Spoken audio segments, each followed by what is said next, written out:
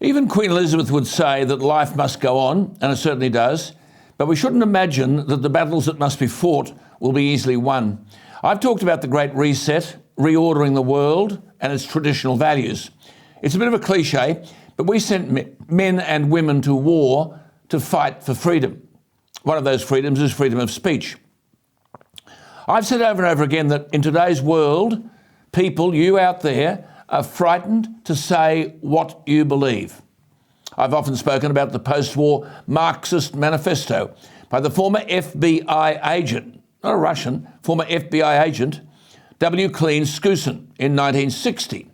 Now, you can't make this stuff up. Former FBI agent. The manifesto was titled The Naked Communist. And it was clear about reordering Western values and institutions to a one-world government under the United Nations.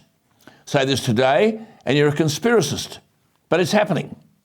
The manifesto talked about capturing one or both of the major American political parties, of using the courts to weaken American institutions, of schools becoming transmission belts for socialist propaganda, of softening up the curriculum, of abolishing loyalty oaths. Can anyone honestly assert that this hasn't already arrived?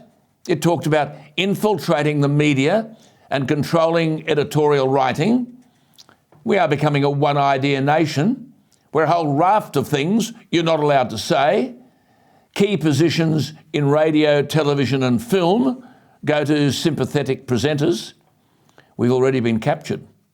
And the weakness of Western political leadership, as in Biden, makes it open season. Australia has opened its door to this stuff as well. Tony Abbott stood up against it in speeches and in policy. The left didn't miss him. Remember the previous Liberal Prime Minister Morrison, who said he had no interest in the debate about growing wokeness? His words, there's a lot of talk about all of this, and if people are woke enough, or they're not woke enough, or they're too woke, who cares? Mark Latham and I have talked about this critical race theory in the school curriculum, where everything is argued from the point of view of race. We're now talking about altering the Constitution by referendum to accommodate race. Anti-capitalist teachings take place in the classroom. Indoctrinated children take days off school to protest in favour of Black Lives Matter and climate change. No child saying, hang on, I don't agree with this stuff. No. They've been brainwashed. Universities are hotbeds of opposition to unfashionable views. Open debate is frowned upon. Now, whatever you might think of the former Prime Minister Malcolm Turnbull, he's a former Rhodes Scholar, splendidly educated and a former Prime Minister.